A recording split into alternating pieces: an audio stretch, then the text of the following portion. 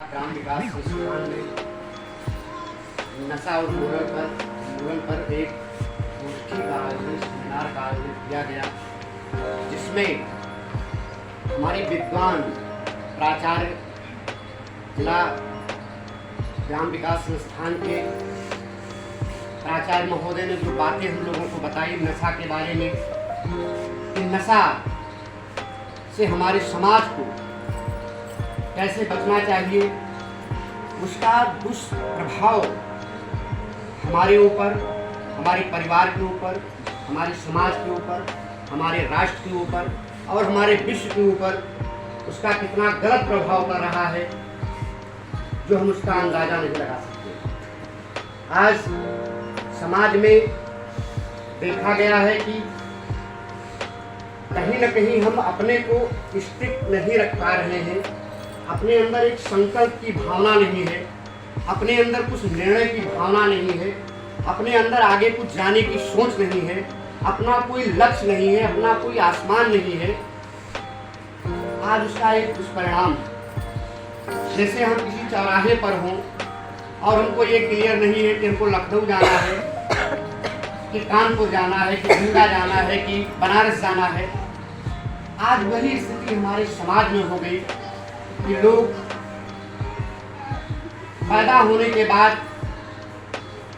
धरती का जो अमूल्य रत्न है, वायु है, जल है, हवा है, पृथ्वी, सारी चीजें हम लोगों को इस दुनिया के बनाने वाले ने हम लोगों को फ्री दिया, लेकिन हमने उसका कभी मूल्य नहीं समझा।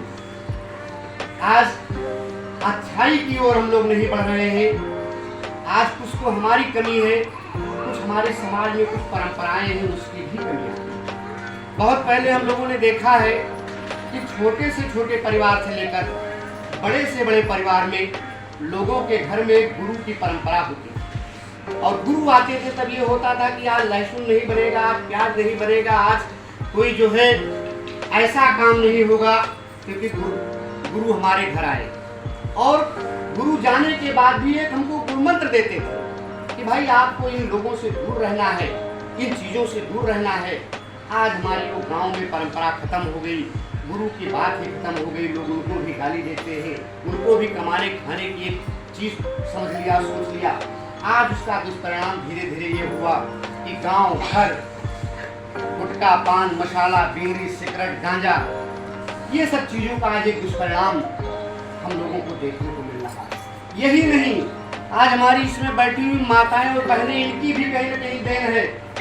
आज मैं बिहार सरकार में जब इतना बड़ा दारू पी करके और वहाँ की अर्थव्यवस्था, परिवार की व्यवस्था सब गड़बड़ होती गई, वहाँ की महिलाओं ने सरकार को घेरा, सरकार के अधिकारियों को घेरा, नेताओं को घेरा। सब लोगों को घेरने के बाद सरकार ने वहाँ पे दारू पे बैन लगाया, और बैन लगाने के बाद आज भी वहाँ बिक रहा है, लेकिन ऐसे खुली जगहों पे नहीं है।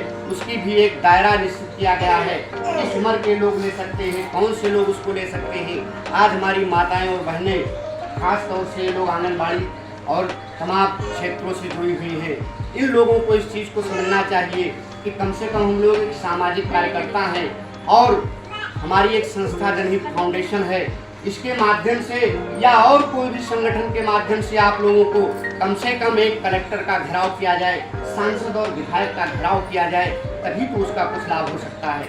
आज देखिए, गवर्नमेंट हमारे आपके पैसे से 8वां वेतन लगा रही है, 7वां वेतन लगा रही है, उसका लाभ तो कर्मचारियों को मिल रहा है, अधिकारियों को मिल रहा है, बड़े बड़े नेताओं को मिल रहा है, उसका लाभ हमको क्या मिल रहा है। आज हमारी जो कमियां हैं, जो सबसे बड़ी चीज़ है कि आज हम अपने आप में निर्भर नहीं हैं। जैसे साहब ने भी बताया, हमारे प्राचार्य महोदय जो प्रखंड विद्वान हैं, आप लोगों, हमने साहब के जो है 5 दिन की कार्यशाला में यहाँ तमाम विचार आपके और तमाम विद्वता के बारे में सुना है। जैसे आज आप लोग यहाँ आए हैं, आपको इस बात को समझना है कि जो दारू है,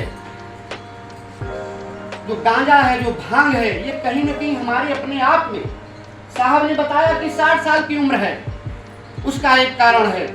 बाजार में हम जा रहे हैं, खड़े खड़े बतासा खा रहे हैं, समोसा खा रहे हैं, पकौड़ी खा रहे हैं, इसके बाद अगर हम घर से खा के गए हैं, कहीं कोई चीज फ्री मिल रही है तो उसको भी खाए जा रहे हैं। अपने सिस्टम को मशीन है, इस पर हम नहीं देख रहे कि उसका जो है कुठाराघात क्या हमारे शरीर पर होगा। आज अपने खाने पर, पीने पर, सोने पर, रहने पर हमारा कोई नियंत्रण नहीं है। तो जो हमारा कोई नियंत्रण नहीं है, याद रखिए मालिक ने जो शरीर बनाई है इसका आज तक कोई वैज्ञानिकों ने दूसरे प्रकार की कोई मशीन नहीं बना पाई, जो एक बार स्टार्ट होने के बाद माँ के पेट से और 100 साल तक चलती रहे, सोते वक्त भी मशीन चलती रहे। ये बड़े अचंभे की बात है। एक बार एक डॉक्टर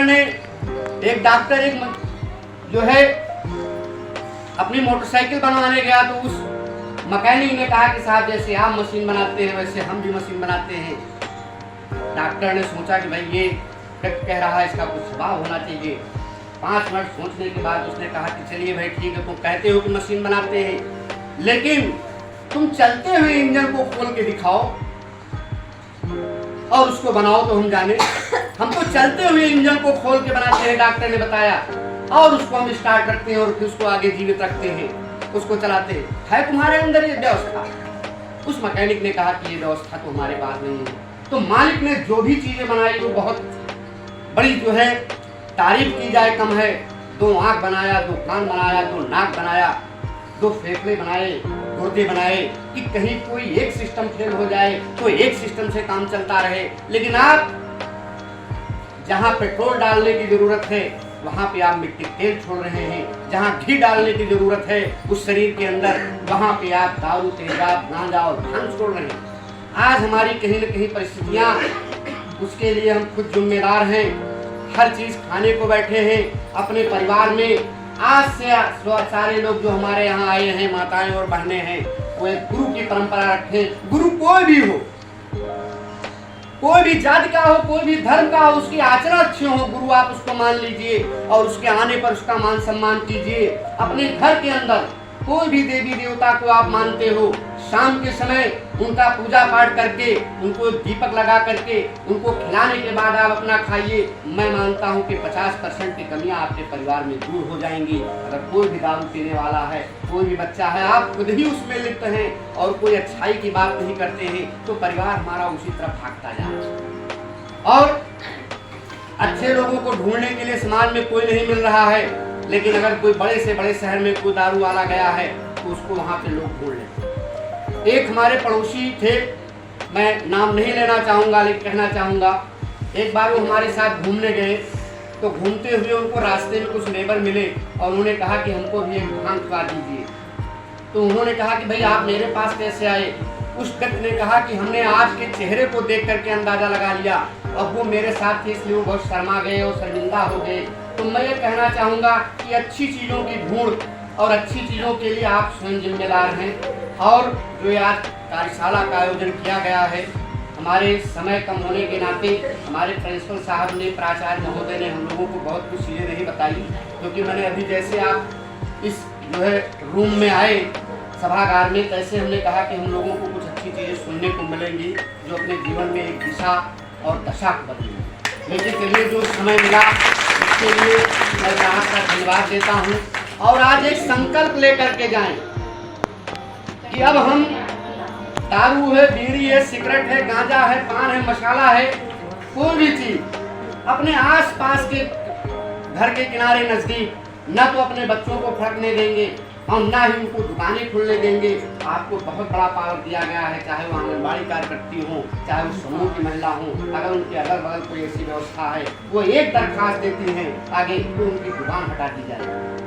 और उससे हमको कम से कम बच्चों को ज़्यादा से ज़्यादा आप अच्छे लोगों के संपर्क में रखें, विद्यालय जरूर भेजें। ऐसा न हो कि वो बकरी चराने के लिए चले गए या कहीं कुछ करने के लिए चले गए, अगर उनका गलत साथ हो गया तो फिर आप धीरे धीरे काम गड़बड़ हो जाएगा। इसलिए मैं कहना चाहूँगा कि आप लोगों ने जो समय दिया है और जो कार्यशाला की गई है, इसके लिए मैं भारत सरकार को, इस ग्राम विकास संस्थान को और मैं अपने प्राचार्य जी को और जो मैडम महोदया इनको मैं बहुत बहुत आभार व्यक्त करता हूँ और धन्यवाद देता हूँ कि कम से कम समाज में ऐसे ऐसे एक से एक कार्यक्रम चलते रहे जिससे समाज में कहीं न कहीं जागरूकता आएगी और इससे हमको छुटकारा मिलेगा। जय हिंद, जय भारत। हम लोग आगे बातचीत करेंगे। अभी आज जो देश के अंदर, हर परिवार के अंदर, हर स्टेट के अंदर जो एक ज्वलंत समस्या है नशे की, जिससे आज हमारा पूरा परिवार, पूरा समाज, पूरा राष्ट्र और यहाँ तक कह लीजिए कि पूरा विश्व उसकी चपेट में आ गया है, इसका बहुत ज़्यादा खामियाजा ज़्यादातर हमारी माताएं, बहनें और नाबालिगों पर इसका असर पड़ा है। सबसे ज़्यादा आज पूरे उत्तर प्रदेश में बहराइच जनपद एक आकांक्षात्मक जनपद है, पिछड़ा जनपद है, कम पढ़े लिखे लोग हैं। अभी हाल ही में एक कार्यशाला लखनऊ में हुई थी, हम लोग उस कार्यशाला में गए हुए थे श्रम मंत्रालय की तरफ से, जिसमें सबसे ज़्यादा बीडो बेवा बहराइच जनपद से निकल के आई कि सबसे ज़्यादा लोगों ने यहाँ, चाहे शिक्षा का अभाव हो, चाहे पारिवारिक दिक्कत हो, चाहे कुछ अपने आप पे सोच का अभाव हो, सारे लोग नशे की गर्त में जाते रहे और धीरे धीरे पूरा का पूरा परिवार, धन की हानि, जन की हानि और परिवार की हानि और राष्ट्र की हानि होती चली गई। आज जो एक कार्यशाला आयोजित की गई है, जिसमें तमाम विद्वान बुलाए गए हैं, वो इसलिए नहीं बुलाए गए हैं कि हम यहाँ चाय पानी पी करके और नाश्ता करके और खाना खा के चले जाएं। हमारी अभी इंदू मैडम जी ने बहुत बारीकी से बहुत सी चीज़ों पर चर्चा की और विस्तार से वर्णन किया। हम इस बात के लिए, जो चीज़ हम नहीं जानते थे, इस सभागार में आए हुए हमारे जितने भी कार्यकर्ता हैं, जितने भी समाज सेवी हैं, आशा बहू हैं, आंगनबाड़ी बहनें हैं, नेहरू युवा केंद्र के साथी हैं, सब लोगों को, बहन जी को और विद्यालय के प्रिंसिपल साहब को बहुत बहुत बधाई है, बहुत बहुत धन्यवाद है। क्योंकि आज नशा पूरे परिवार के साथ साथ पूरे विचार को नष्ट कर रहा है। नशा कर लेने वाला आदमी फिर भाई और बहन में और पत्नी में और पुत्री में फर्क नहीं जान पड़ रहा है, फर्क नहीं कर पा रहा है। अब इससे ज़्यादा और दुनिया में इससे ज़्यादा बड़ी विडंबना और कुछ नहीं हो सकती। जबकि आज अगर देखा जाए हमारे वेदों और पुराणों में जो लिखा हुआ है, अगर हम किसी को बहन कह देते हैं, आज भी उस शब्द में इतनी बड़ी ताकत है कि बहन कह देने से हमारे मन का विकार दूर हो जाता है और बहन बहन हो जाती है।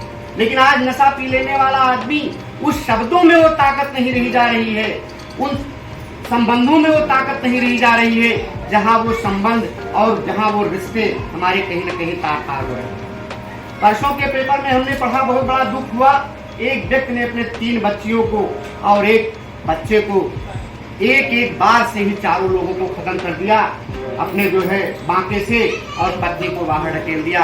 हमारा समाज कहाँ जा रहा है, कैसे क्या होता जा रहा है, ये बड़ी दुखद बात है। आज ये वो धरती, राम की धरती, कृष्ण की धरती, गांधी की धरती, गौतम की धरती, शूर, कबीर, तुलसी, रहीम, रसखान और नानक की धरती, आज वो लोग जहाँ भी है और इस धरती पे जन्म लेकर के उन्होंने हमको जो रास्ता सिखाया और जो हमको बातें बताई, जो हमको समाज में चलने के लिए, परिवार में चलने के लिए, राष्ट्र के लिए जो बातें बताई, आज वो जहाँ कहीं भी होंगे वो सोचते होंगे कि जो हमारे वंशज हैं और हम उनके पूर्वज हैं, ऐसा गलत करके उनको हम कहीं ना कहीं शर्मसार कर रहे हैं। इसलिए आज हमें इस बात को चैलेंज करना होगा, हमें इस बात को सोचना होगा और संकल्प लेना होगा हमारी माताओं और बहनों को कि हम, हमारे परिवार में अगर कोई ऐसा है तो उसको हम हर हालत में दूर करेंगे, उसको अच्छे से अच्छे लोगों से मिलवाएंगे। हम लोगों का नंबर नोट कीजिए, हम उनको दूर करेंगे, उनकी कमियों को दूर करेंगे और उनको उस लाइन से हम अलग करेंगे। सबसे बड़ी बात यह है कि आज हमारे समाज में कोई गलत, आज कमी कहाँ से आई, आज हमारे समाज में कोई गलत करने वाला है लेकिन उसको कोई टोकने वाला नहीं रह गया। सबसे बड़ी कमी आज हमारे समाज में यही आई, कोई दारू पी के आया है तो उसको कोई बोलने वाला नहीं है। भाई पटेदार है, गांव के लोग, हमसे क्या लेना देना है, लेकिन धीरे धीरे उनका असर पास पड़ोस और सारे लोगों पे पड़ता जा रहा है। तो मैं कहना चाहूँगा कि आज जो इस सेमिनार का आयोजन ग्राम विकास संस्थान चित्तौरा में इस सभागार में हुआ, ये हमारा एक लक्ष्य होना चाहिए, एक उद्देश्य होना चाहिए कि हम कम से कम अगर अपने जीवन में एक व्यक्ति को लाइन पर ले जाएं, अपने भाई को लाइन पर ले आए, अपनी पत्नी को लाइन पर ले आए, अपने बच्चे को लाइन पर ले आए, तो बहुत बड़ी बात होगी। इसके लिए मैं अपने इस संस्थान की तरफ से और आए हुए जो है यहाँ पर प्रतिभागियों की तरफ से और अपने विद्यालय के प्रधानाचार्य, आगंतुक अधिकारी और इंदू मैडम की तरफ से सबको मैं धन्यवाद और साधुवाद देता हूँ कि कम से कम एक संकल्प लेकर के जाएं कि हम भविष्य में अपने परिवार को सुसज्जित रखेंगे, अपने समाज को सुसज्जित रखेंगे, अपने राष्ट्र को सुसज्जित रखेंगे। जय हिंद, जय भारत।